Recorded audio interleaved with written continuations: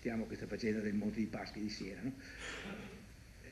Uno dice, ma ancora non è bastata la lezione, ma Le degenerazioni della finanza, la crisi dell'economia e nella morsa restano schiacciate le famiglie che arrivano alla fine del mese con sempre maggiore fatica, un tema particolarmente caro a Monsignor Corrado Pizziolo, vescovo di Vittorio Veneto, in visita pastorale al Consiglio Comunale della città, 43 anni dopo la storica tappa in municipio dell'allora futuro patriarca e poi papa Albino Luciani. Sotto l'occhio della telecamera della Tenda TV, agli amministratori vittoriesi Pizziolo ha indicato una priorità. la crisi del mondo del lavoro, in modo tutto particolare, il mondo che questa crisi interessa il mondo giovanile. E il Comune ha raccolto l'invito a unire le forze in vista di un solo obiettivo. Non dico a risolvere, perché risolvere non è facile, ma sicuramente dare quel conforto e quel sostegno morale, ripeto, che può essere utile alla nostra gente. Ma la crisi dell'economia è la conseguenza della crisi dei valori.